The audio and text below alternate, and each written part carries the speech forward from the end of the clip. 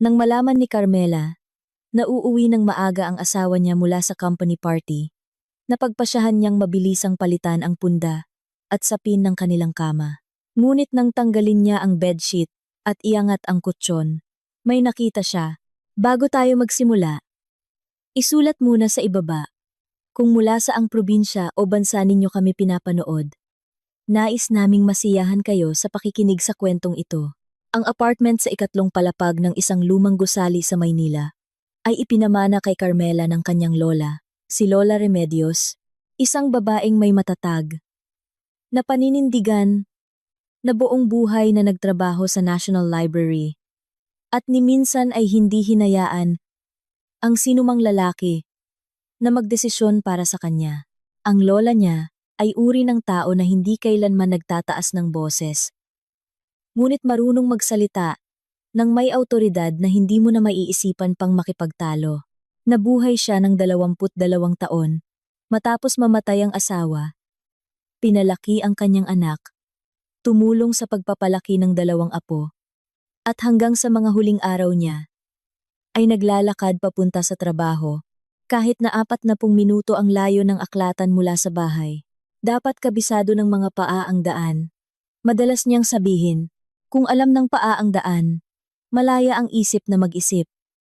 Ang apartment ay ipinamana ni Lola Remedios kay Carmela, at hindi sa ina nito o sa nakatatandang apo na si Rowena. Nagtampo ang ina, habang nagkibit balikat lang si Rowena. Si Rowena kasi ay nakatira na sa ibang probinsya noon, at hindi na siya interesado sa usaping lupa't bahay. Ipinaliwanag ito ng lola ng simple 6 na buwan bago siya namatay, habang silang dalawa ay nakaupo sa kusina at umiinom ng salabat mula sa mga lumang tasang seramika na may gintong gilid. Sa labas, bumubuhos ang malakas na habagat. Halos hindi gumagana ang lumang electric fan. At nakabalot si Lola sa isang makapal na inabel na kumot na hindi niya hinuhubad mula Hunyo hanggang Disyembre. Mela, sa iyo ko iiwan ang apartment. Dahil katulad kita, tahimik, pero may paninindigan. Si Wena, madiskarte yon. Kahit saan siya ilagay, ay mabubuhay siya. Pero ikaw, kailangan mo ng pundasyon. Tandaan mo, ang bahay ay hindi lang pader. Ito ang sahig na kinatatayuan mo. Hanggat sa iyo ito, walang sino man ang makapagpapaalis sa iyo. Hindi lubos na naunawaan ni Carmela noon kung bakit iyon sinabi ng kanyang lola. Mukha namang malakas si Lola Remedios, malinaw pa ang pag-iisip, at tila mabubuhay pa ng 10 taon man lang. Ngunit mas alam ng lola ang kanyang katawan. Pagkalipas ng 4 na buwan, isinugod siya sa ospital dahil sa stroke, at hindi na siya nakabalik sa bahay. Nang araw ng libing, bumubuhos ang parehong malakas na ulan, at hindi mahanap ng ina ni Carmela ang kanyang payong. Kaya pareho silang basang-basa, at pagkatapos ay uminom sila ng mainit na kape sa mismong kusinang iyon, at nanatiling tahimik dahil wala na silang dapat pag-usapan. Nasabi na ng lola ang lahat ng pinakamahalaga habang nabubuhay pa ito. Nakuha ni Carmela ang mana sa edad na 24. Bago pa man niya makilala si Ramon, maliit lang ang apartment, 2 kwarto, mataas ang kisame, maingay na sahig na yari sa kahoy, at ang mga bintana ay nakaharap sa bakuran kung saan may mga matatandang puno ng mangga. Simpleng pag-aayos lang ang ginawa niya. Pininturahan ang kisame ng puti, inayos ang mga dingding, at pinakintab ang sahig. Iniwan niya ang mabibigat na kurtina ng kanyang lola. Kulay maroon, may mga palawit. Sa kusina, nanatili ang dilaw na pintura na pinili pa ni Lola Remedios noong 1983. Ang kulay dilaw ay kulay ng mainit na tahanan, sabi niya. At hindi nakipagtalo si Carmela noon, maging hanggang ngayon. Nagtrabaho si Carmela bilang isang editor sa isang maliit na publishing house ng mga aklat pampaaralan. Katamtaman lang ang kanyang sweldo, ngunit sapat na para sa pagkain, damit, mga libro, at isang beses na bakasyon sa Palawan o Boracay taon-taon. Siya ay uri ng tao na marunong mamuhay ng tahimik at hindi nangangailangan ng ibang tao para punan ang katahimikan. Sa gabi, Nagbabasa siya. Kapag Sabado ay pumupunta siya sa palengke para bumili ng gulay. At tuwing Linggo ay tinatawagan niya ang kanyang ina. Dalawa lang ang kaibigan niya. Isa mula sa high school at isa mula sa kolehiyo. Parehong may asawa. Parehong palaging abala. Hindi nagrereklamo o nalulungkot si Carmela.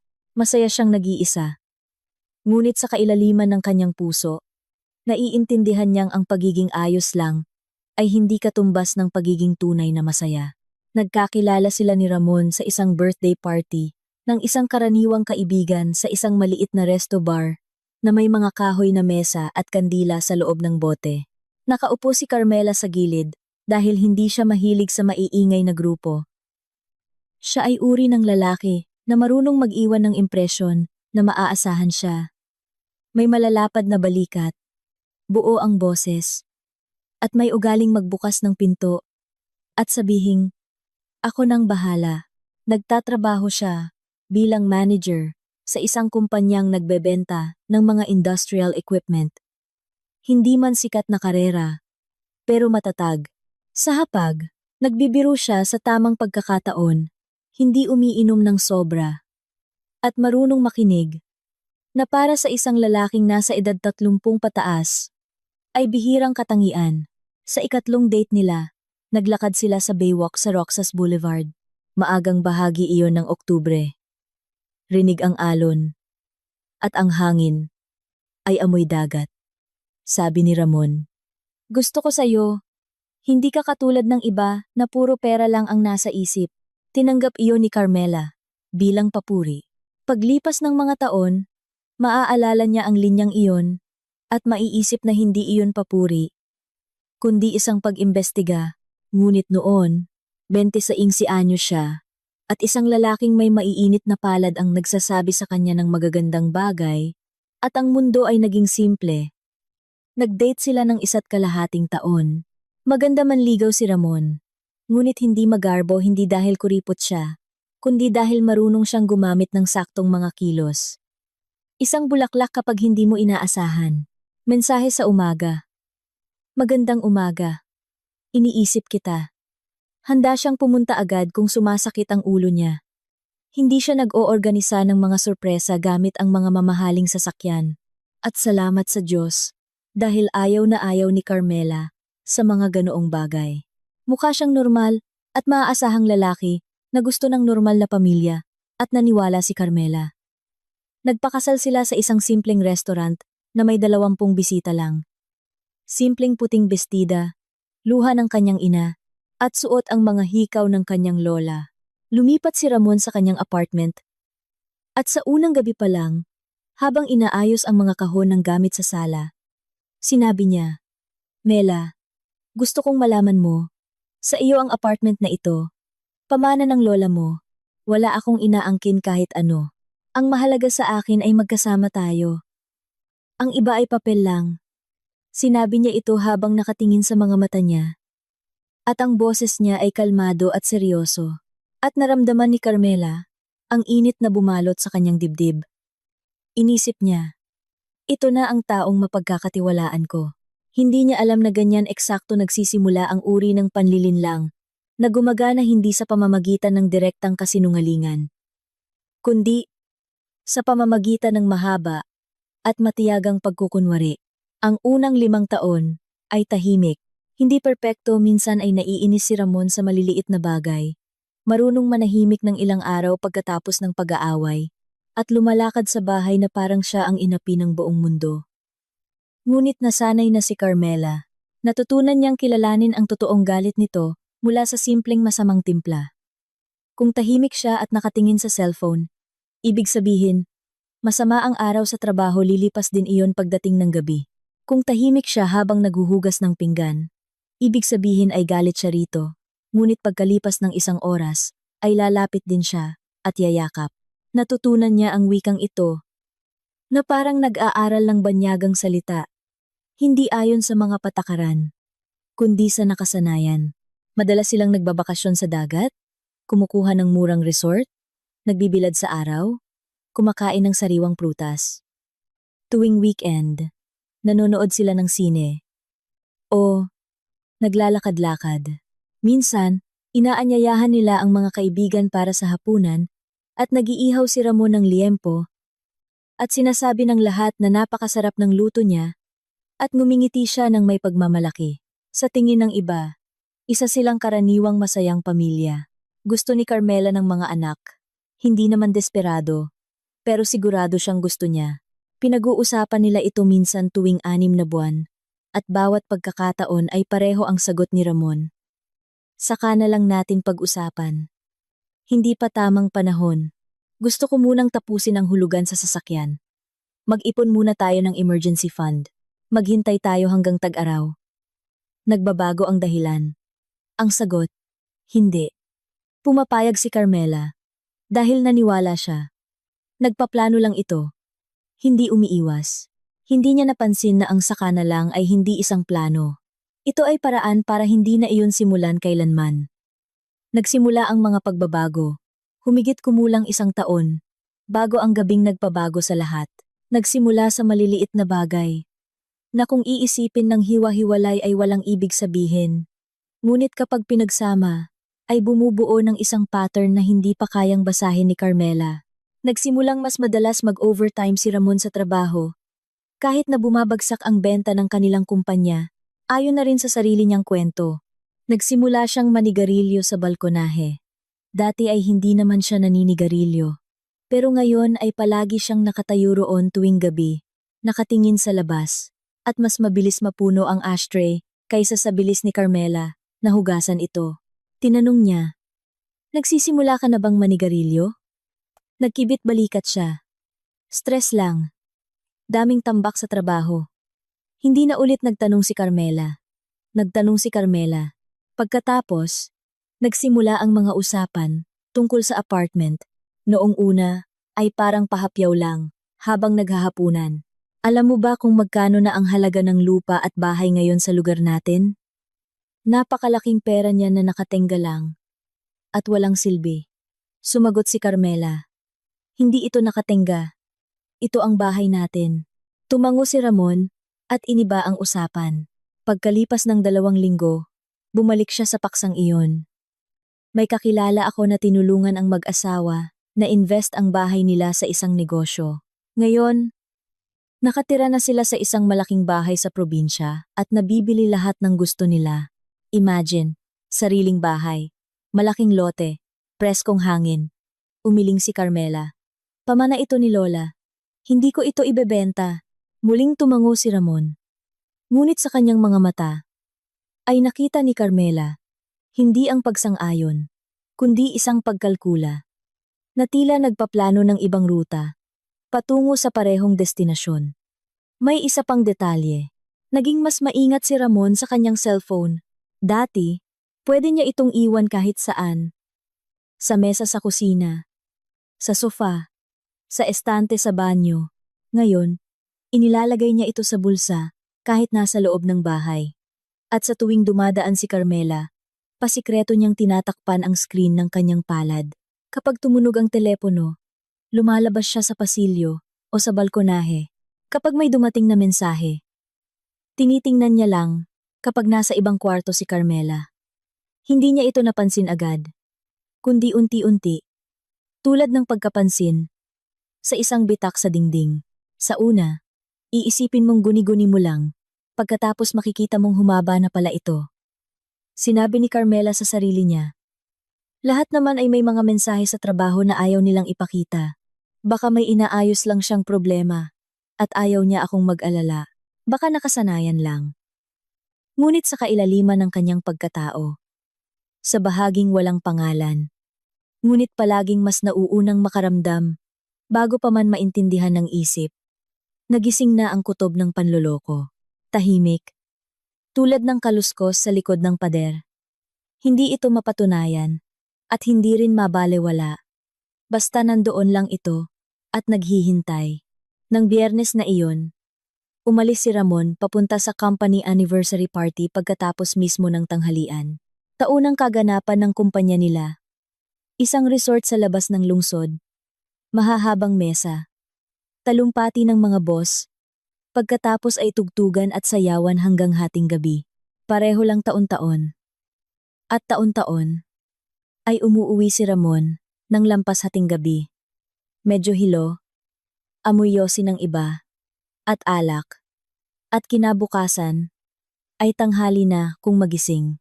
At tinimplahan siya ni Carmela ng matapang na kape, at hindi nagtatanong. Isang karaniwang ritual na matagal na niyang nakasanayan. Naiwang mag-isa si Carmela sa bahay, at na-enjoy niya ito. Mahilig talaga siya sa mga gabing nag-iisa. Hindi dahil hindi niya mahal ang asawa, kundi dahil sa katahimikan ng walang taong bahay. Pwede siyang maging sarili niya nang walang hirap. Hindi kailangang ibagay ang oras ng hapunan sa schedule ng iba. Hindi kailangang bantayan kung tamang lakas ba ang volume ng TV. Hindi kailangang magtanong ng kape o juice. At hindi kailangang maghintay ng sagot. Basta andun lang siya. Ininit niya ang tirang kaldereta kagabi. Kumain sa kusina. Habang nakatayo sa bintana at nakatingin sa labas, kung saan lagas na ang dahon ng puno ng mangga. At pinapaliwanag ng poste ng ilaw ang basang kalsada. Pagkatapos ay lumipat siya sa sala. Nagbukas ng isang Tagalog indie movie na matagal na niyang gustong mapanood, ngunit hindi pwede kapag nandyan si Ramon. Ayaw nito ng ganoong pelikula at palaging nangingialam. Natapos niya hanggang kalagitnaan. Naramdaman niyang inaantok na siya. Pinatay ang TV at inabot ang cellphone para tingnan ang oras. Lampas 9:00 na at biglang umilaw ang screen dahil sa isang mensahe. Boring dito. Uuwi na ako ng maaga. Nandyan na ako sa loob ng 1 oras. 2 beses binasa ni Carmela. Hindi kailanman umaalis nang maaga si Ramon sa party. Dati, siya yung taong nagpapahuli hanggang dulo at nakikipagkwentuhan pa ng kalahating oras sa parking lot kasama ang mga katrabaho. Pero baka napagod lang. Baka nga boring talaga. Sumagot siya. Sige, hihintayin kita. At inisip niya. Kahit man lang sa bahay, ay maging komportable siya. Isang simpleng kaisipan ang pumasok sa isip niya ang palitan ang bedsheet. Isang malinis na kama pagkatapos ng mahabang araw, sariwang amoy. Maliit na bagay. Ngunit isa sa mga detalyeng nagpapaganda ng gabi. Binuksan ni Carmela ang kabinet. Kung saan maayos na nakasalansan ang mga sapin. Mahilig siya sa kaayusan sa mga ganitong bagay. Namana niya ito sa kanyang lola. Kinuha niya ang isang set kulay asul-abo, yari sa cotton, na nabili noong 1 taon sa isang sale. Bumalik siya sa kwarto. Tinanggal ang kumot, hinubad ang mga punda. Inihagis sa basket ng marurumi sa may pinto. Saka inasikaso ang fitted sheet. Sabay nilang binili ang kutsyon 3 taon na ang nakakaraan. Mabigat, orthopedic, at makapal ang ibabaw. Matagal na ipinaliwanag ng sales lady sa mall ang tungkol sa mga zone ng suporta at mga spring. At si Ramon noon ay tumatango na parang eksperto. Kahit alam na alam ni Carmela na wala itong ideya sa pinagkaiba ng isang kutsyon sa isa. Hinila niya ang lumang bedsheet at inangat ang kanto ng kutson para maipasok ng maayos ang bagong sapin, isang nakasanayan na nakuha niya rin sa kanyang lola. Kailangang maayos ang pagkakapasok ng bedsheet para walang kanto na matatanggal sa gabi. May nakapaang kamay niya na matigas. Patag. Makinis ang gilid. Parang manipis na libro o magazine. Napakunot ang noo ni Carmela. Sigurado siyang wala siyang inilagay doon. Hinila niya ito at naglabas ng isang plastic envelope, transparent. At may ziplock sa itaas. Isang karaniwang plastic envelope na nabibili sa kahit anong tindahan. 50 pesos bawat isa. Sa loob, may makikitang mga puting papel. Naupo si Carmela sa gilid ng kama. Tahimik na tumunog ang ziplock. Inilabas niya ang mga papel. 4 na pahina iyon. At nagsimulang magbasa. Nanginginig na ang kanyang mga kamay. Kahit hindi pa lubos na napoproseso ng utak niya ang kanyang nakikita. Mas naunang nakaintindi ang katawan. Ang unang dokumento ay nakaprint sa makapal na papel. May logo at mga selyo. Deed of absolute sale ng apartment. Ang address ng bahay niya. Sukat, title number, lahat ay tumutugma. Ang bumibili, Mega Build Builders. Pangalang hindi pa narinig ni Carmela kailanman. Ang halaga 2 beses niyang binasa ang numero at naramdaman kung paanong may sumikip sa bandang dibdib niya. Ang halaga ay sobrang mas mababa kaysa sa presyo sa merkado. Nasa 35,040% mas mababa, na para bang may nagmamadaling magbenta at handang magbigay ng malaking diskwento. Maikasalang agad ang transaksyon. Sa ibaba, nandoon ang pirma ng nagbebenta Carmela Reyes. Nakatingin si Carmela sa pirmang iyon at naramdaman kung paano dahan-dahang gumapang ang lamig sa kanyang likuran. Hindi iyon ang kanyang pirma. Kabisado niya ang kanyang pirma, tulad ng pagkabisa niya sa mukha niya sa salamin, tuba. Bawat kurba, bawat diin, bawat nakasanayang ikot, kamukha ito. Sobrang kamukha. Halatang may nag-ensayo, ngunit ang mga letra ay medyo naiiba. Ang distansya sa pagitan ng mga ito ay mas malapad, at ang ikot sa letrang C ay masyadong bilog. Samantalang ang sa kanya ay palaging medyo pahaba at medyo patulis. May namemeke ng pirma niya. May isang taong nakakita sa pirmang iyon ng libu-libong beses sa mga resibo, sa mga ID, sa mga dokumentong nakatago sa drawer. Isang taong kasama niya sa bahay. Ang pangalawang dokumento kopya ng pasaporte at ID. Isang hindi kilalang babae ang nakatingin sa litrato nang may diretso at kalmadong tingin. Jessa Marie de Maculangan, 32 anyos, nakarehistro sa probinsya. May kulay ang buhok, tuwid ang kilay, medyo nakataas ang baba. Maganda, isa sa mga tinatawag na kaakit-akit, hindi diyosa ng ganda, pero kapansin-pansin. Hindi pa siya kailanman nakita ni Carmela. Binaligtad niya ang papel.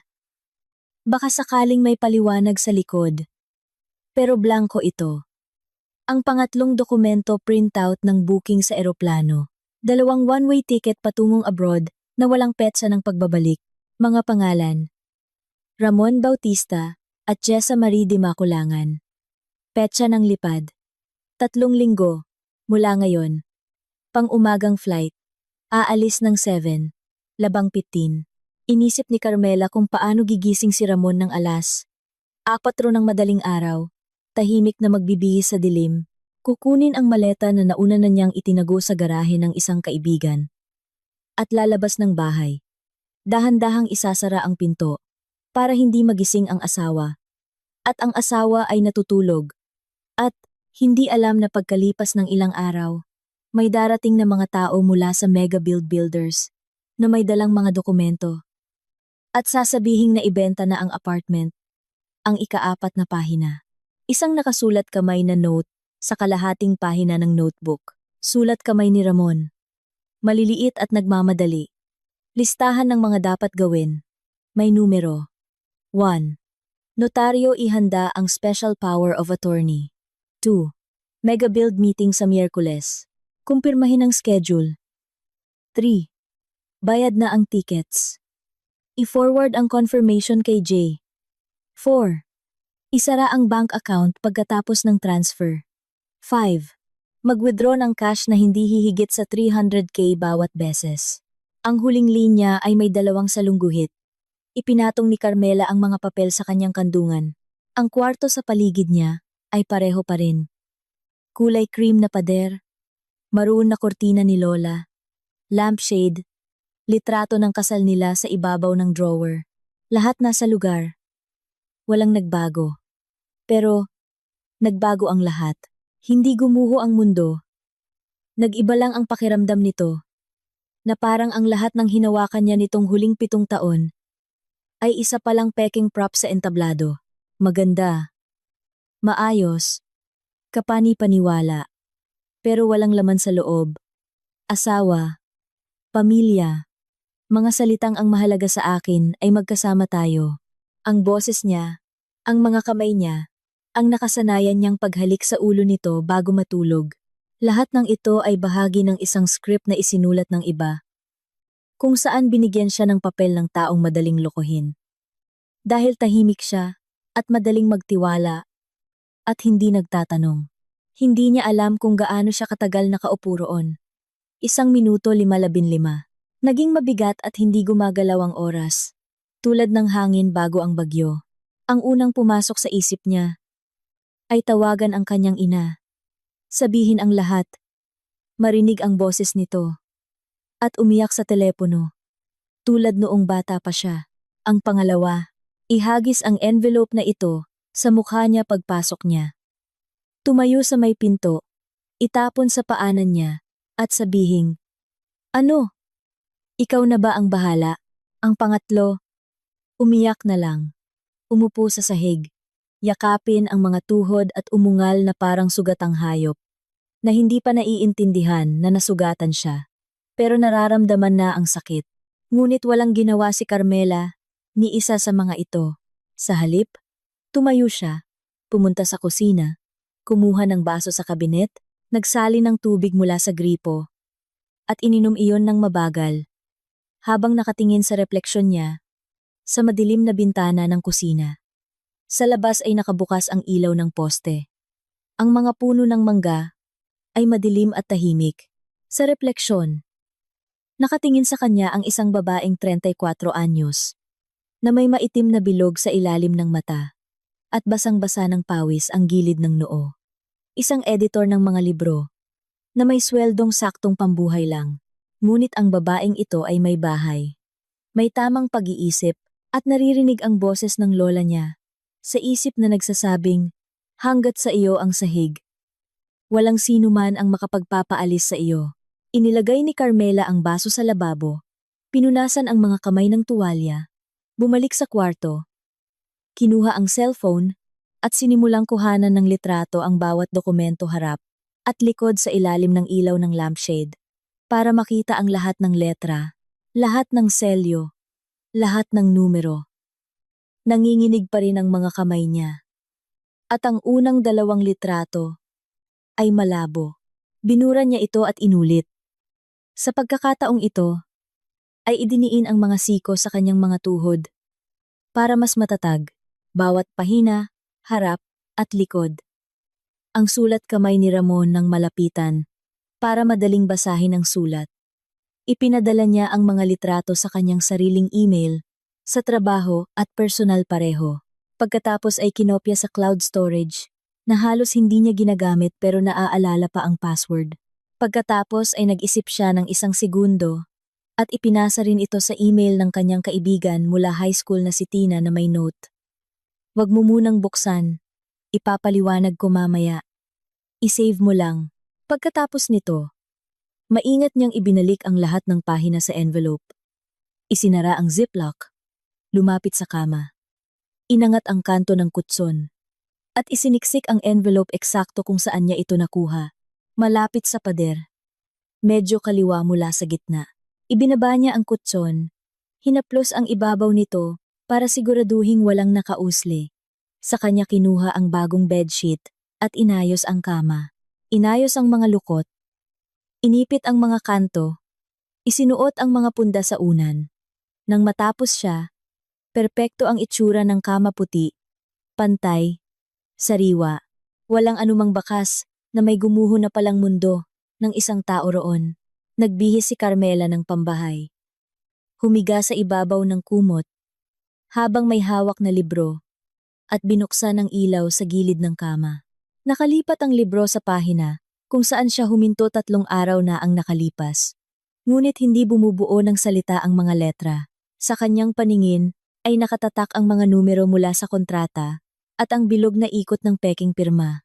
Nililipat niya ang mga pahina, nang hindi nagbabasa, at naghintay. Umuwi si Ramon. Nang lagpas 10:00, narinig niya ang pag-click ng seradura, ang paghuhubad nito ng sapatos sa pasilyo, ang isang sapatos na tumama sa pader, gaya ng dati, tapos ang mga yabag, ang tunog ng tubig sa banyo, paggiling ng pinto. Pumasok siya sa kwarto, medyo may tama ng alak hindi lasing, pero may kinang sa mga mata, at medyo mabagal ang pananalita na lumalabas sa kanya. Pagkatapos ng 3 baso, "Oh, gising ka pa," sabi niya. Sabay upo sa gilid ng kama. "Salamat. At pinalitan mo ang bedsheet." Ramdam ko agad na nasa bahay ako. Yumuko siya at hinalikan ito sa ulo sa kanyang nakasanayang kilos. ang kilos na palaging paborito niya. Ngumiti si Carmela gamit lamang ang gilid ng labi, hindi sobra. Saktong ngiti lang gaya ng dati. Kamusta ang party? Tanong niya. Sus? Boring? Pare-pareho lang taon-taon. Nag-speech na naman ang direktor. Tungkol sa teamwork, nagkaraoke na naman ang accounting na sintunado. Si Pepeng, mula sa logistics, nakipagsayawan na naman. Mabilis at natural siyang magsalita. At nakinig lang si Carmela at tumango. At sa loob niya ay blanko at malamig. Tulad ng isang kwartong walang init, pero sa labas, walang makikitang bitak. Nagpalit ng damit si Ramon. Humiga, tumagilid, at pagkalipas ng 3 minuto, ay humihilik na. Nakahiga si Carmela sa tabi niya. Nakatingin sa kisame, ang bitak sa pintura, na napapansin niya gabi-gabi, ay umaabot mula sa ilaw hanggang sa kanto. Kasing nipis ng sinulid. Dati ay parang nakaka-relax ito sa kanya bahagi ng lumang bahay. Ang karakter nito, ngayon, nakikita na niya ito, kung ano talaga ito, isang bitak. Nakahiga si Carmela at inisip. Hindi pa tungkol sa sakit. Darating din ang sakit mamaya, alam niya yon. Sa ngayon, iniisip niya kung ano ang gagawin niya. Hindi bukas, hindi sa makalawa, kundi pag umaga na. Pag umaga, habang tulog pa si Ramon, pumunta siya sa kusina at tumawag. Nahanap ang numero sa isang lumang address book na itinago ng lola niya sa drawer ng cabinet. At kinuha ni Carmela pagkatapos ng libing. Hindi alam kung bakit, basta hindi niya lang maitapon. Sa pagitan ng mga pahina ay may tuyong dahon at mga resibo mula sa dry cleaning. Noong 1998, at sa letrang M, ay may nakasulat na Mendoza, attorney, at isang numero ng telepono. Tinawagan iyon ni Carmela at nakarinig ng boses medyo paos, matanda, ngunit malinaw. Hello, Attorney Ricardo Mendoza. Magandang umaga po. Baka hindi niyo na po ako natatandaan. Ako po si Carmela, apo ni Lola Remedios. Kayo po ang tumulong kay Lola noong ipatitulo niya ang bahay na ito. Tahimik sa kabilang linya. Pagkatapos, Remedios. Siyempre natatandaan ko. Sumalangit nawa ang kanyang kaluluwa. Naaalala ko ang bahay. At kung paano kami 3 beses nagpabalik-balik sa Registry of Deeds dahil laging may hindi nagtutugma. At ikaw pala yung tinutukoy niya. Si Mela, ang pinagmanahan niya. Anong nangyari? Attorney Ding, kailangan ko po ng tulong. Tungkol po ito sa bahay ng lola ko. Pumunta ka rito ngayon ng 2:00. Nasa opisina ako. Ang opisina ay isang malaking salita. Isang maliit na kwarto sa ground floor ng isang gusali na may sariling pasukan mula sa kalsada. Mababang pinto, tansong karatula na may apelyido na matagal nang hindi napupunasan.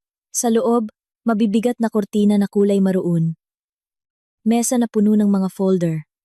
2 upuan para sa bisita na nakalubog na ang upuan, at amoy kape, na tila kumapit na sa pader magpakailanman.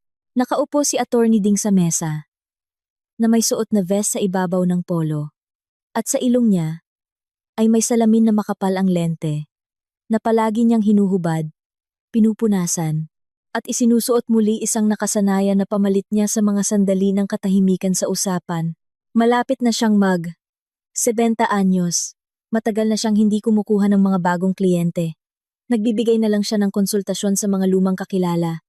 At minsan ay nagre-representa sa mga matatanda na niloloko ng mga pabahay. Ngunit nang tumawag si Carmela at sinabing tungkol sa bahay ng lola niya, sumagot siya agad ng walang pag-aalinlangan, na parang hindi lumipas ang 30 taon. Ipinakita ni Carmela sa kanya ang mga litrato sa cellphone. Isinuot ni Attorney Ding ang kanyang salamin. Tinanggal ang salamin, pinunasan, isinuot muli, at sinabing, "I-zoom mo nga yung parteng may pirma." Ini-zoom niya. Matagal siyang nakatingin. Pagkatapos ay sumandal sa upuan, at sinabi, "Mela, tanga ang asawa mo, pero mapanganib na tanga." Pagkatapos ay nagsalita siya ng kalmado, tulad ng isang doktor na nagpapaliwanag ng diagnosis, nang walang emosyon isa-isa. Ang bahay ay minana, bago pa kayo kinasal. Ibig sabihin, hindi ito bahagi ng inyong conjugal property. Walang karapatan dyan si Ramon. Kahit 20 taon pa kayong kasal. Ang deed of sale na may peking pirma yan ay sakop ng falsification of public documents sa ilalim ng Revised Penal Code. At kung itutuloy niya ang pagpaparehistro ng dokumentong ito, papasok na iyan sa estafa. Dahil sa halaga ng bahay. Malaking halaga ito. At mahaba ang pagkakakulong niyan. Ngunit, itinaas ni attorney, ding ang kanyang daliri. Para gumana ang lahat, kailangang gawin ng tama.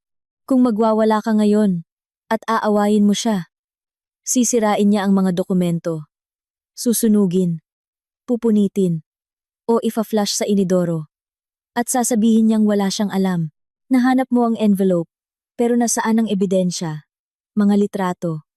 Maganda ang mga litrato, pero mas maganda ang orihinal. Kailangang siya mismo ang magdala ng mga papel na ito sa lugar kung saan siya hinihintay. Nakinig si Carmela at tumangamango. Sa loob niya, may nagbabago. Ang takot at pagkalito ay napapalitan ng ibang bagay. Malamig at malinaw. Tila isang matigas na bakal. Naunawaan niyang hindi siya iiyak. Hindi siya sisigaw. Maghihintay siya, tulad ng paghihintay ng lola niya, sa linya sa munisipyo, tahimik, matiyaga. Dahil alam niyang sa huli, ay magbubukas din ang bintana. Nang araw ding iyon, pumunta si Carmela sa Registry of Deeds. Walang masyadong tao Biyernes. Hapon na kaya nagsiuwian na ang ilan. Kumuha siya ng numero, naupo sa monoblock chair sa waiting area, at pinunan ang form para sa paglalagay ng adverse claim sa titulo upang pagbawalan ang anumang pagpaparehistro ng bentahan nang wala ang presensya niya. Ibig sabihin nito, kahit pa makagawa ng himala si Ramon at madala ang peking papeles sa rehistro, automatikong mabablock ang transaksyon. Hindi ito papayagan ng sistema. Ito ang unang kandado na inilagay ni Carmela sa kanyang pinto. Nang bumalik siya kay attorney, ding dala ang kopya ng kanyang papel. Tumango ito ng may pagsang-ayon at kumuha mula sa itaas na drawer ng isang lumang address book. Luma na may leather na pabalat at garter na matagal nang lumuwag. Naglipat ng pahina, hinanap ang kailangan at sinabing, "May kakilala ako sa CIDG. Si Police Captain Renato Bautista, si Ato. Lumang eskwela mula sa mga pulis. Na alam pa kung para saan ang pulisya. Kung ipapakita natin ang mga ebidensya, tutulong siya. Walang pressure. Nandyan lang siya kapag kinailangan natin." "Ayos lang ba sa'yo?" Wala namang tutol si Carmela. Handa na siya. Ang mga sumunod na araw ay naging isang pagsubok para kay Carmela. Isang pagsubok na hindi mo mapaghahandaan.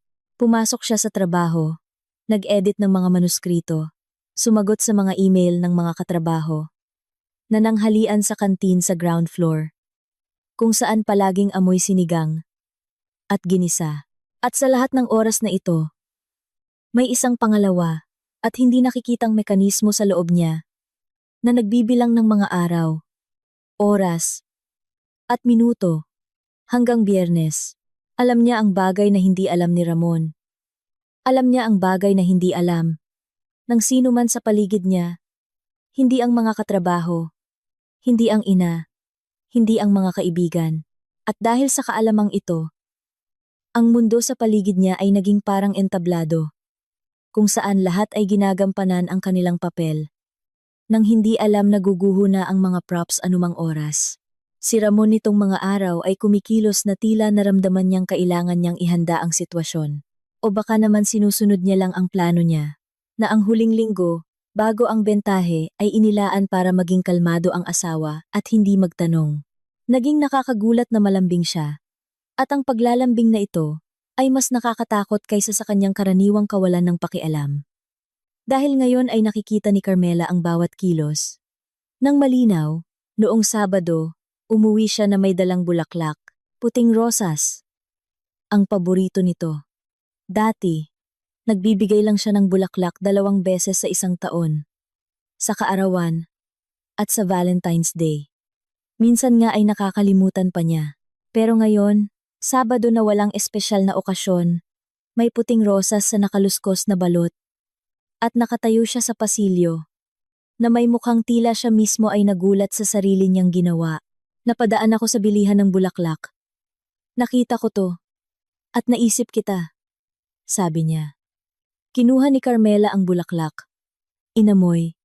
At inilagay sa florera sa kusina. Ang ganda! Salamat! Sabi niya.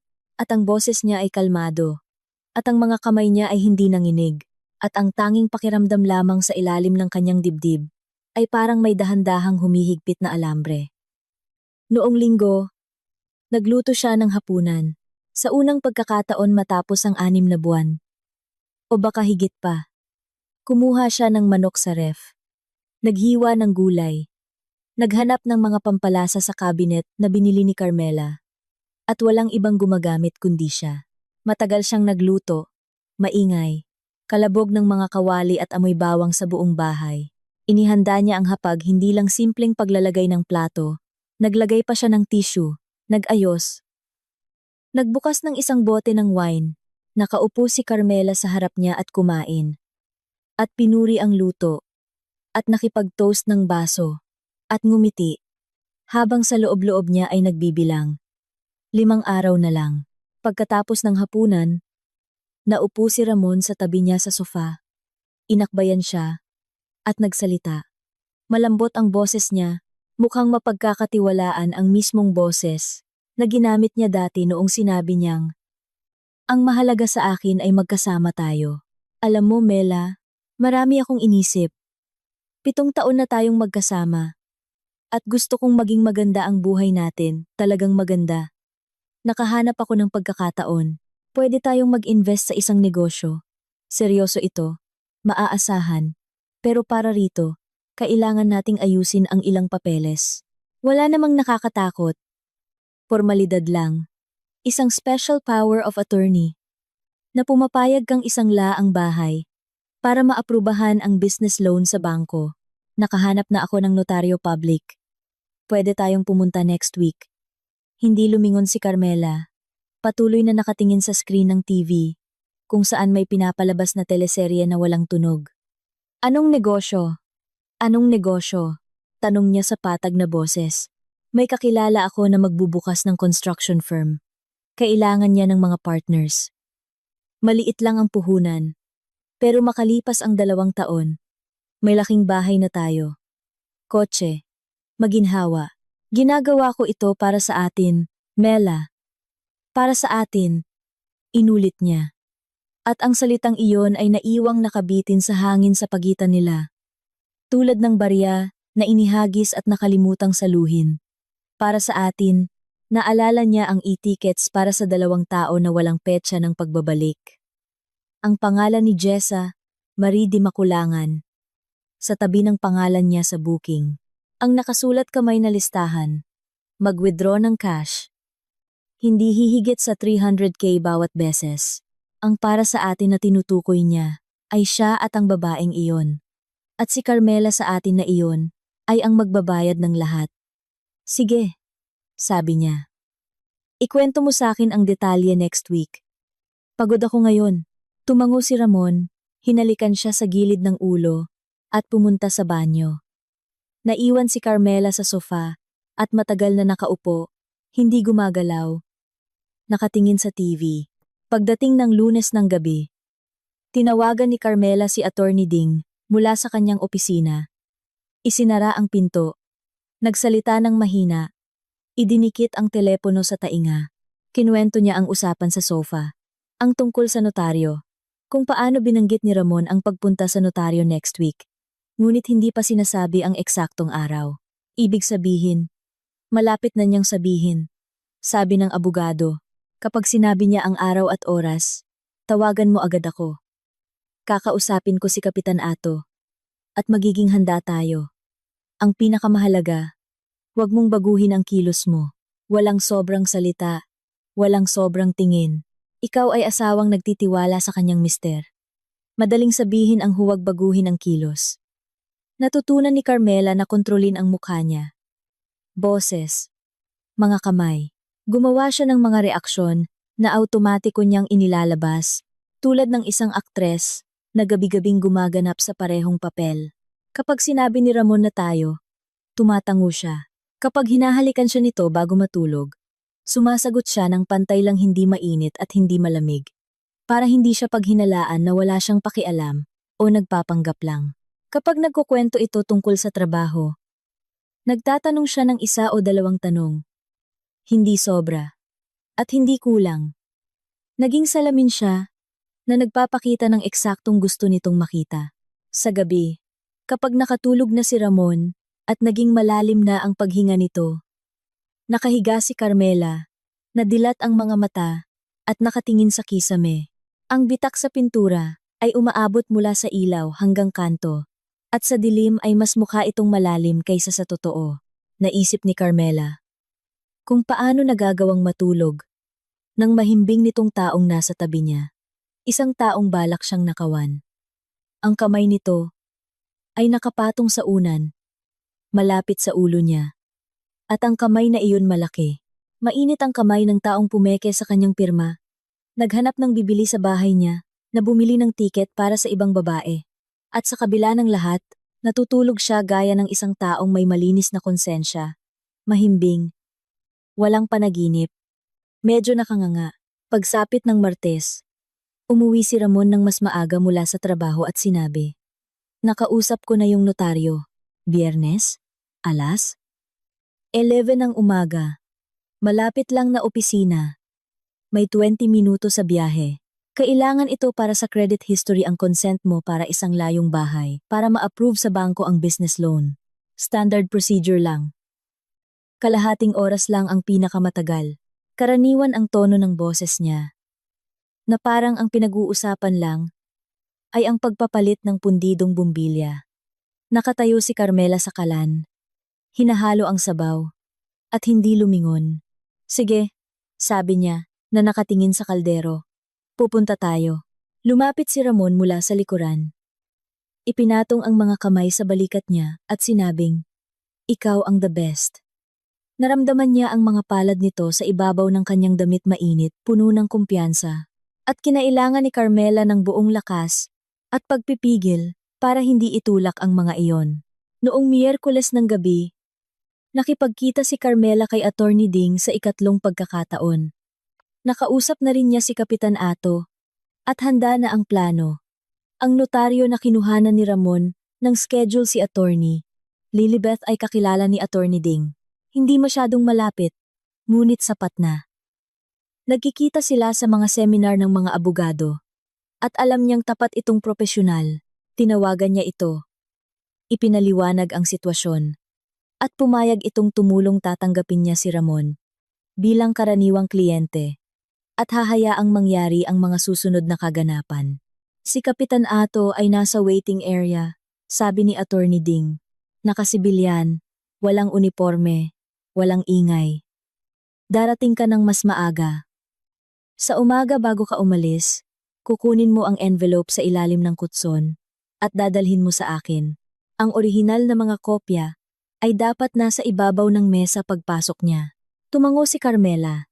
Nang gabing iyon, nakatulog siya sa unang pagkakataon matapos ang isang linggo. Maikli lang. Hindi malalim. Pero nakatulog. Nakapagpasya na. May plano na. At dahil doon, ay gumaan ang pakiramdam niya. Tulad ng paggaan ng pakiramdam ng isang pasyente. Kapag sinabi na ng doktor ang sakit nito at ang mga susunod na hakbang na gagawin. Nagsimula ang Biyernes ng maulan. Mahinang ambon na hindi malakas, pero nananatili sa hangin. Tila basang alikabok. Gumising si Ramon sa magandang mood. Nag-ahit, nagsuot ng malinis na polo, at nagpakintab ng sapatos. Narinig ni Carmela ang pagkanta-kanta nito sa banyo. At ang tunog na iyon tunog ng isang taong naniniwalang ito, na ang araw niya ay nagdulot kay Carmela ng matinding inis. Kaya't napapikit siya sandali, at mahigpit na napahawak sa gilid ng mesa sa kusina. Pagkatapos ay bumitaw siya. Nagtimpla ng kape. At naglapag ng 2 tasa sa mesa. "Handa ka na?" Tanong ni Ramon paglabas sa kusina. "Aalis tayo ng bago mag-10 para may alawan sa oras. May kailangan pa akong daanan bago pumunta doon," sabi ni Carmela. "Mauuna na ako. Magkita na lang tayo doon. I-send mo ang address." Medyo kumunot ang noo ni Ramon. Hindi ito kasama sa plano niya, ngunit hindi na siya nakipagtalo. Sinend niya ang address sa messenger at nauna nang umalis. At si Carmela, na naiwang mag-isa, ay pumasok sa kwarto at inangat ang kanto ng kutson. Ang envelope ay nandoon sa pwesto nito, transparent, may ziplock, eksakto kung saan niya iniwan. Noong nakaraang linggo, kinuha niya ito, inilagay sa bag, at lumabas ng bahay. Ang opisina ng notaryo ay nasa isang tahimik na eskinita. Isang lumang gusali. Sa ground floor, may karatula at mabigat na pintuan na may tansong hawakan. Dumating si Carmela. Ding! Nakasuot ng formal na damit na tila isinusuot niya lang 2 beses sa isang taon. Dala ang leather na briefcase. At sa tabi niya ay isang lalaking nasa edad 45. Matipuno, maikli ang buhok, nakasibilyan, nakasuot ng jacket, at makapal ang swelas ng sapatos. Si Police Captain Renato Bautista. Mayroon siyang kalmadong mukha ng isang taong nakakita na ng ganitong mga kwento, daan-daang beses, kaya hindi na siya nagugulat. Kinamayan niya si Carmela ng mabilis, propesyonal, at sinabing, "Ma'am Carmela, nabasa ko na ang mga materyales. Malinaw na lahat. Tama ang ginagawa ninyo. Ngayong araw, idodokumento lang natin. Kumilos lang kayo ng normal. Kami na ang bahala sa iba." Lumabas ang notary public na si Attorney Lilibeth mula sa opisina niya. Isang babaeng nasa 50 anyos. Maikli ang buhok at may matalas na mga mata sa likod ng kanyang salamin. Inabot niya ang kamay kay Carmela at sinabi ng mahina, "Pasok kayo. Handa na ang lahat." Pumasok si Carmela sa opisina. Inilabas mula sa bag ang transparent na envelope na may ziplock. Ang eksaktong envelope na kaninang umaga. Habang naliligo at kumakanta pa ang asawa niya, ay tahimik niyang hinugot sa ilalim ng kutson at inilapag sa ibabaw ng mesa. Sa tabi nito, inilabas din ni Attorney Ding ang mga naiprint na litrato ng mga dokumento at ang reklamo para sa pamimeke ng pirma. Sa ibabaw ng makintab na kahoy na mesa, ang lahat ng ito ay mukhang maayos at hindi maitatangging ebidensya. 5 minuto bago mag-alas 11, bumukas ang pinto ng receiving area at pumasok si Ramon. Malinis na polo, makintab na sapatos.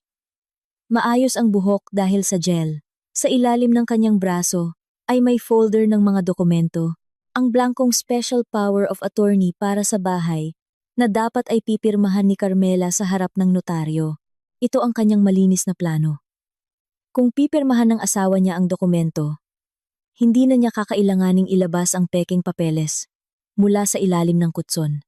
Sa mukha niya ay may ngiti ng isang taong pumunta sa isang meeting kung saan naplano na ang lahat. Tumango siya sa sekretarya. Pumasok sa opisina. Nakita si Carmela at mas lalong lumapad ang ngiti. "Oh, nandito ka na pala. Ayos."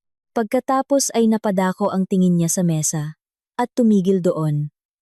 Sa ibabaw ng madilim at makintab na mesa sa mismong harapan niya, nakapatong ang transparent na plastic envelope na may ziplock. Ang sarili niyang envelope ang itinago niya sa ilalim ng kutson na dapat ay mananatili doon hanggang sa matapos ang lahat.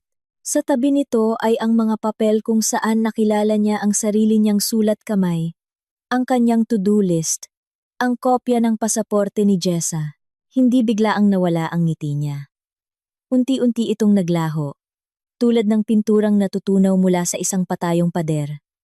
Umaagos mula sa mga mata pababa sa labi.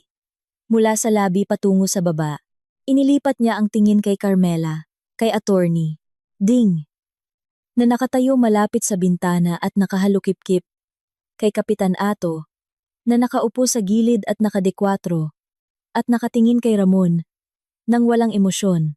"Sir Ramon?" Nagsalita ang notaryo. "Upo kayo." Lumapit sa akin ang asawa ninyo at naghain ng reklamo na ang pirma niya sa deed of absolute sale ng kanyang bahay ay pineke. Hindi ako pwedeng magnotaryo ng kahit anong dokumento sa pagkakataong ito. Higit pa rito, may kinatawan tayo dito mula sa pulisya. Nakatayo lang si Ramon. Hindi gumagalaw.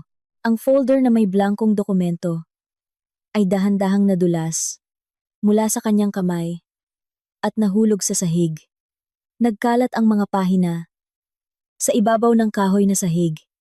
Hindi siya yumuko para pulutin ang mga ito. Bumuka ang bibig niya na parang may gusto siyang sabihin, ngunit nakalimutan niya ang mga salita. Sa unang pagkakataon sa loob ng 7 taon nilang pagsasama, nakita ni Carmela ang asawa niya na walang suot na maskara. At sa likod ng maskara, walang laman, walang katusuhan, walang kayabangan, kahit galit ay wala. Tanging pagkalito at takot lantad. At nakakapangilabot na takot ng isang taong nahuli sa akto. Lumipas ang 1 minuto. Marahil ay mas maikli pa. Ngunit pakiramdam ni Carmela ay isang buong buhay na ang lumipas. Pagkatapos ay bumukas muli ang pinto ng opisina. At pumasok ang isang babae.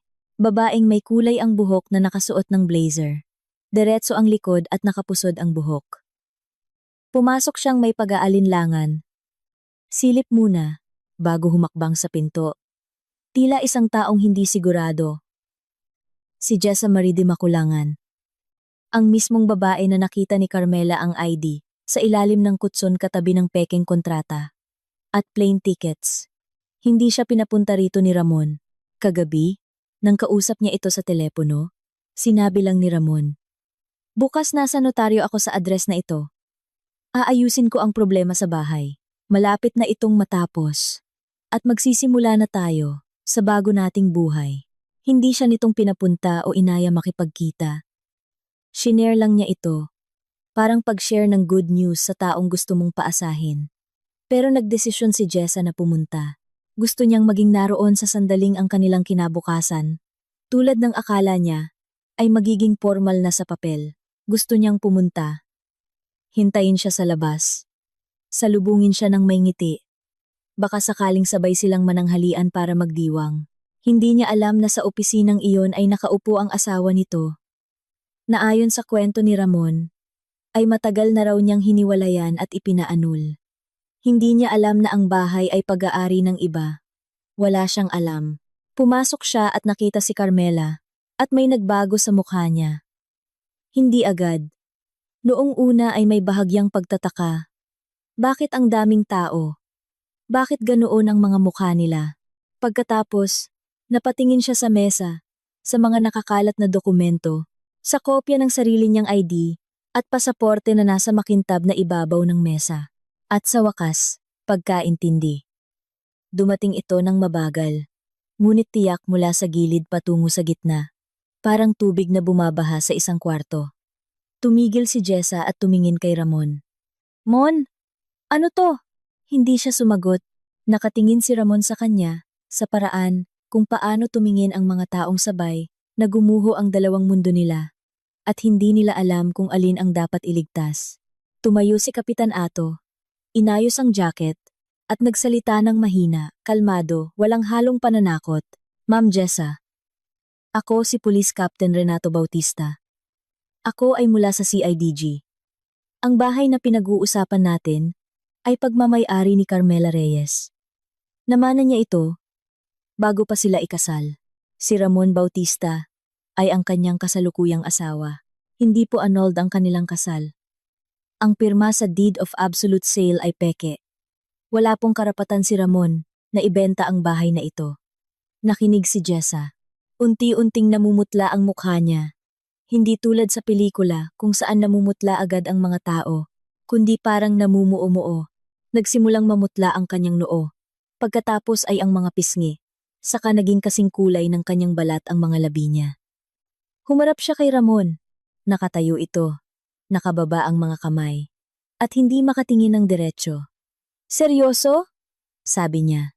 Isang salita. Ngunit sa salitang iyon ay nandun ang lahat. Pait, galit, hiya, at pag-unawa na niloko siya ng paulit-ulit gaya ng panloloko kay Carmela. Sa kabilang banda lang, kay Carmela, nagsinungaling itong tapat siya. Kay Jessa naman, sinabi niyang malaya na siya. Pareho silang ginamit. Parehong tinuring na mga tauhan sa kanyang laro. Sa wakas, nagsalita si Ramon, mabilis, nagmamadali, Palipat-lipat ang sasabihin, tulad ng isang taong sinusubukang patayin ang sunog sa tatlong magkakaibang kwarto ng sabay-sabay. Teka lang, hindi ito totoo. Hindi ganyan yan. Yung mga dokumento draft lang yan.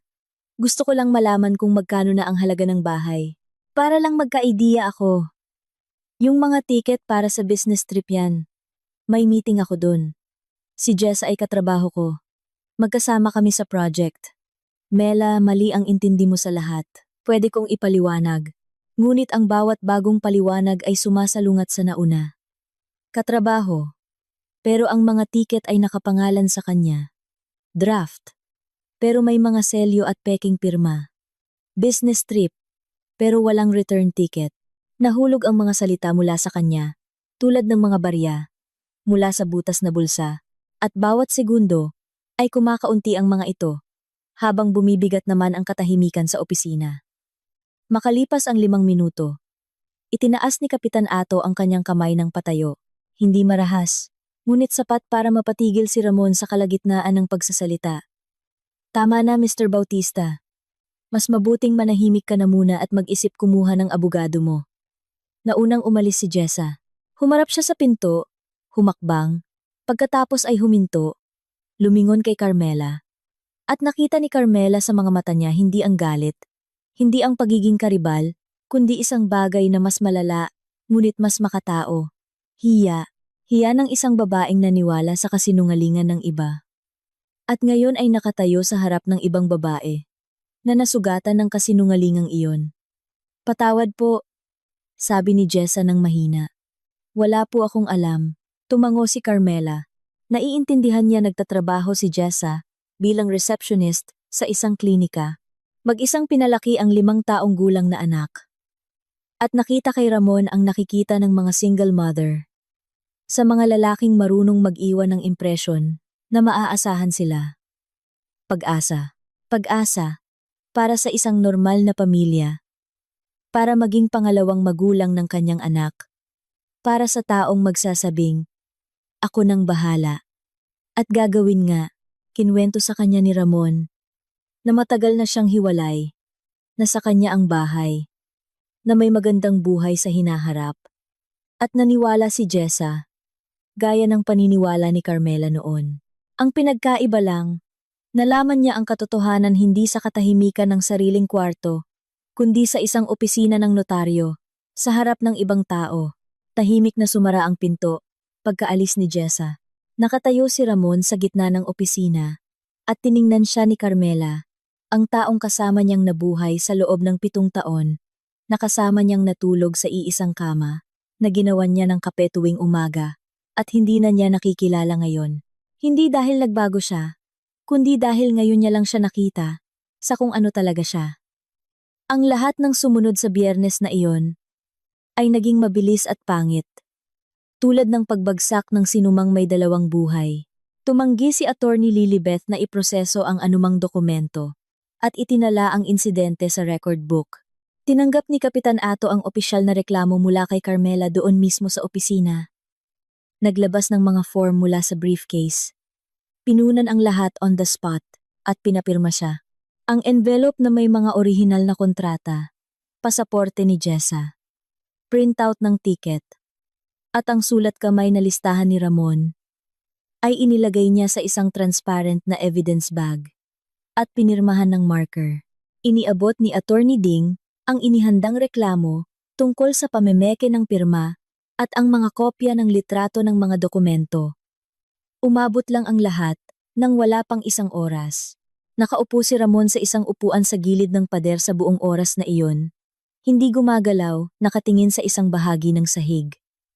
Ni minsan ay hindi niya sinubukang tumayo. Ni minsan ay hindi niya ibinuka ang bibig. Ang taong kanina lang ay pumasok sa pintuang ito, na may ngiti ng isang panalo. Ngayon ay parang lobong inalisan ng hangin. Umuwi sila ng hiwalay. Nagtaksi si Carmela. Tahimik na nakatingin sa bintana. Sa mga basang kalsada. Hindi alam kung paano umuwi si Ramon. Hindi siya nagtanong. At hindi lumingon. Pagbukas niya ng pinto ng bahay, madilim at tahimik ang pasilyo. At ang katahimikang ito ay iba na sa pakiramdam. Hindi na walang laman, kundi malinis. Tulad ng pakiramdam, pagkatapos ng bagyo, pumasok siya sa kwarto, naglabas ng 2 malaking maleta mula sa cabinet. Dark blue at itim. Parehong kay Ramon. At sinimulang impakehin ang mga gamit nito. Polo mula sa istante, jacket mula sa drawer, pantalon mula sa hanger, shaver, charger, earphones, ilang libro na hindi niya nabasa, 2 pares ng sapatos mula sa shoe rack sa labas, pati makapal na jacket, maayos siyang nag-impake. Walang bakas ng galit. Na para bang nag-iimpake. Bago lumipat, kapag alam mong hindi ka na kailanman babalik sa lugar na iyon, inilagay niya ang mga maleta. Sa pasilyo malapit sa pintuan, magkatabi. Umuwi si Ramon, makalipas ang 2 oras. Narinig ni Carmela ang matagal nitong pagkalikot sa seradura. Malamang ay hindi mapigil ang panginginig ng mga kamay.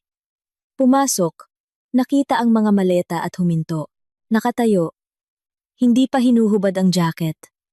At tiningnan ang mga ito, na parang hindi niya maintindihan kung ano ang mga ito at saan nanggaling ang mga ito. Sa loob ng bahay, lumabas si Carmela sa kusina at tumayo sa may pintuan. Nakasandal ang balikat sa hamba ng pinto. Doon ka matulog sa sofa, sabi niya.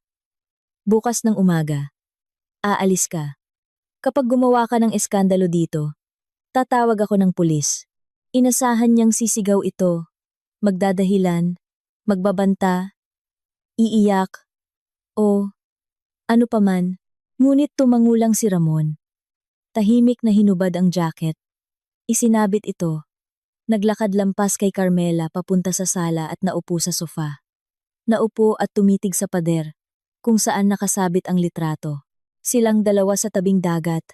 3 taon na ang nakakaraan, maitim ang balat sa araw. Nakangiti. Masaya. Isinara ni Carmela ang pinto ng kusina. Pumasok sa kwarto at nilak ang pinto. Humiga siya sa kama.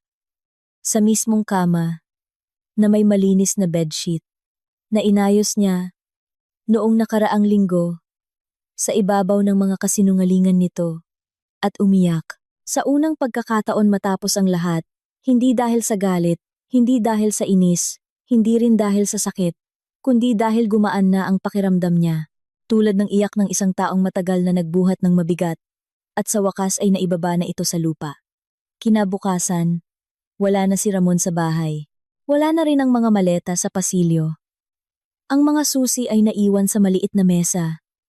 Malapit sa pinto at sa tabi nito, ay may maliit na piraso ng papel. Mga susi. Patawad. 2 salita gamit ang sulat kamay niya, na nagmamadali, maliit. Ang mismong sulat kamay sa to-do list mula sa envelope. Kinuha ni Carmela ang papel, nilukot ito, at itinapon sa basurahan, kasama ng mga balat ng sibuyas at mga tea bags. Pagkatapos, ay kinuha ang mga susi, nilaro-laro sa kamay at itinago sa drawer. Sa Lunes, ay tatawag siya ng gagawa para palitan ang lahat ng pinto at seradura. Ang annulment ay inasikaso. At bagamat lumipas ang ilang buwan dahil sa proseso ng batas, hindi umangal si Ramon tungkol sa bahay.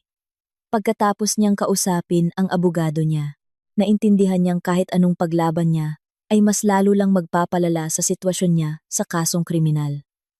Diretsyong ipinaliwanag ito ng abogado niya. Pamana ang bahay. Bago pa kayo kinasal, walang pag-asa. Pero kung magmamatigas ka, mas malaking danyos at reklamo ang kakaharapin mo mula sa asawa mo. Pinirmahan ni Ramon ang mga kinakailangang affidavit sa korte, nang walang ni isang salita at voluntaryong umalis ng tuluyan. Ang hukom, isang matandang babaeng may pagod na mukha, ay tiningnan silang dalawa, ang nakayukong ulo nito, at ang turuwid na likod ni Carmela, at walang ibang tinanong na labas sa proseso. Annulled. Tapos ang usapan. Sa trabaho ni Ramon, mabilis na kumalat ang balita. Gaya ng sa anumang kumpanya, ang mga chismis ay kumakalat na kasing bilis ng hangin. Nang makarating sa boss nila na ang isa sa mga manager ay iniimbestigahan dahil sa pamemeke ng dokumento at estafa, naging maikli lang ang usapan. Ipinatawag si Ramon sa opisina. Inilapag sa harap niya ang resignation letter at isang ballpen. Pumirma siya. Hindi man lang siya inalok na umupo. Nagtuloy-tuloy ang kasong kriminal. Ang Mega Build Builders ng imbestigahan ay lumabas na isang dummy corporation lang na nakarehistro sa isang dummy na tao. Trabaho ni Kapitan Ato ay naging metodikal at hindi nagmamadali at tinitipon ang bawat ebidensya. Naganap ang paglilitis makalipas ang 8 buwan. Inamin lahat ni Ramon ang pagkakasala, nakipagtulungan sa investigasyon at nagsisi hanggang sa kung paano magsisisi ang isang taong nahuli sa akto. Ang hatol probation, hindi natuloy ang bentahan. Walang pinsalang nagawa. Unang pagkakasala. Hindi na iginiit ni Carmela na makulong talaga ito ng matagal. Sapat na sa kanya yon. Nawala na sa asawa niya ang lahat ng binalak nitong makuha. Ang bahay, ang asawa, ang babaeng naghihintay sa kanya na may dalang maleta, trabaho, reputasyon. Para sa isang taong 7 taong bumuo ng bahay na gawa sa baraha, ang pagguho nito ay sapat na parusa.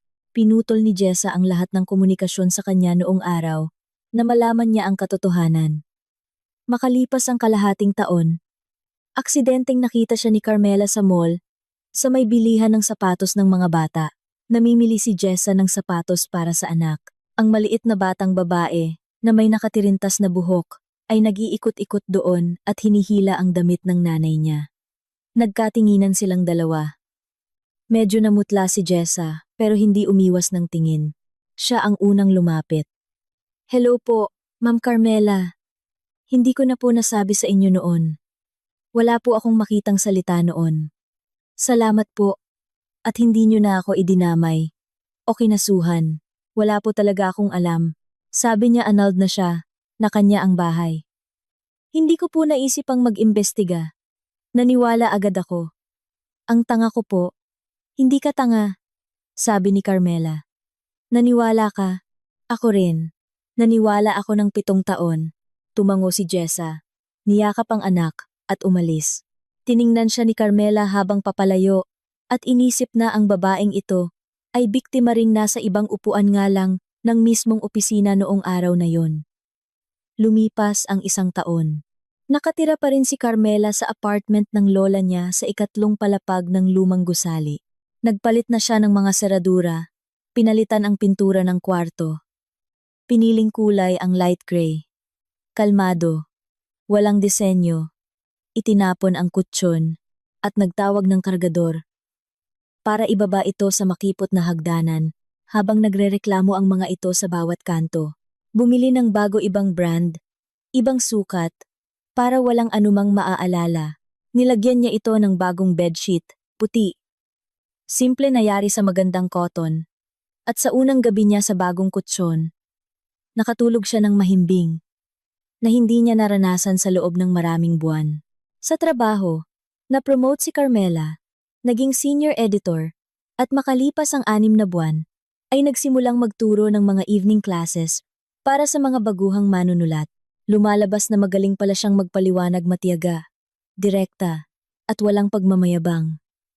Lumapit ang mga tao sa kanya, at hindi niya agad na unawaan kung bakit, ngunit nalaman din niya kinalaunan. Nagkaroon siya ng kalmadong kumpiyansa, na nakukuha lang ng mga taong nakaranas ng pagtataksil at hindi nagpatalo rito. Hindi naging manhid o mapangutya, kundi kumpiyansa, tahimik, tulad ng boses ng kanyang lola. Bukod pa rito, nagsimulang manahi si Carmela. Halos aksidente lang ito na nangyari. Pagkatapos ng annulment, naghahanap siya ng pwedeng pagkakaabalahan ng mga kamay at isip para hindi maging masyadong mahaba ang mga gabi niya. Bumili siya ng sewing machine, tela, at sinulid. Nagsimula siya sa mga simpleng bagay, punda, placemat. Pagkatapos sinubukan niyang gumawa ng bedsheet, ginupit, tinahi, inayos ang mga gilid. Natuklasan niyang magaling siyang gumawa ng pantay na tahi, tamang tabas, at may pakiramdam sa uri ng tela. Nagsimulang gumawa ng custom bedsheets, gawa sa magandang cotton, na may mga burda ng inisyal ng pangalan. Ang kaibigan niyang si Tina ang mismong pinadalhan niya ng mga litrato noon. Kinuna ng litrato ang tapos na bedsheet sa isang magandang background at pinost sa social media. Kinagabihan, nakatanggap siya ng 4 na order. Sa loob ng 1 linggo, naging 12. Sa 1 buwan, naintindihan ni Carmela na hindi na niya kayang mag-isa. Makalipas ang kalahating taon, nagkaroon na siya ng maliit na talyer. Pwesto isang maliit na kwarto sa katabing building na may malaking mesa para sa paggugupit, 2 sewing machine, at mga estante na puno ng mga rolyo ng tela. 3 tauhan. Si Aling Nena, isang matandang may gintong mga kamay na buong buhay na nanahi at kayang malaman ang pinagkaiba ng cotton sa satin sa pamamagitan lang ng paghipo. Si Joy, isang batang babae na kakagraduate lang ng high school, mabilis kumilos at masipag. At si Lita, isang tahimik na babae na nasa middle age na nag-apply at naging pinakamagaling na mambuburda na nakita ni Carmela. 4 silang nagtatrabaho, umiinom ng kape, at kumakain ng pandesal kapag break time habang nakikinig sa radyo. At sa talyer ay palaging amoy bagong tela at plansa. Pinangalanan ni Carmela ang kanyang negosyo na Sariwang Sapin. Sabi ng mga kaibigan niya, masyado raw simpleng pangalan. Dapat daw ay medyo sosyalin. Ngunit alam ni Carmela na sa 2 salitang iyon, nakapaloob ang buong paglalakbay niya. Ang gabing napagpasyahan niyang palitan ang bedsheet at inangat ang kanto ng kutsyon. Ang desisyong hindi sumigaw o umiyak, kundi kuhanan ng litrato at ibalik sa lugar. Ang boses ng lola niya tungkol sa sahig na kanyang kinatatayuan at ang bagong buhay na nagsimula nang ayusin niya ang kanyang kama gamit ang malinis na sapin sa ibabaw ng kasinungalingan ng iba at nagpatuloy sa buhay. Minsan sa gabi, pagkatapos ng trabaho sa talyer, umuuwi si Carmela. Hinuhubad ang sapatos sa pasilyo, pumapasok sa kusina, at nagpapakulo ng tubig. Umuupo sa mesa na may hawak na tasa ng kape at nakatingin sa dilaw na pader, ang mismong pininturahan ng lola niya na hindi na niya pinalitan. Kumupas na ito matapos ang 40 taon. At sinabi sa kanya ni Aling Nena, Mela, pinturahan mo na yan para bago tingnan. Bakit mo pinipilit panatilihin yang luma? Tutulungan pa kita minsan sa gabi. Ngunit umiling lang si Carmela. Ang pader na ito ay bahagi na ng bahay. Tulad ng maingay na sahig na kahoy. Tulad ng maruun na kurtina. Tulad ng bitak sa kisame sa kwarto. Na umaabot mula sa ilaw hanggang sa kanto at hindi na mawawala pa. Pinili ito ni Lola Remedios noong 1983. Nakatayo sa hardware na may hawak na lata ng pintura at sinabi sa tindera, itong dilaw na ito. Ang kulay dilaw na kulay ng mainit na tahanan. Umiinom ng kape si Carmela. At sa labas ay dumidilim na. At ang poste ng ilaw sa labas ay bumubukas. Pinapaliwanag ang mga matatandang puno ng mangga. At mula sa ibaba ay maririnig ang tawanan ng mga bata ng kapitbahay. At ang lahat ay nasa tamang lugar. Mainit ang bahay. Sa kanya ang sahig. At ang pinto sa likod ng taong nagtaksil ay tuluyan ng nakasara. Salamat sa pakikinig sa kwentong ito. Kasama niyo ang channel na Ikot ng Tadhana. Pasensya na kung may mga pagkakamali. Isulat sa comments kung ano ang masasabi niyo. Kung nagustuhan ninyo, mag-subscribe na sa aming channel.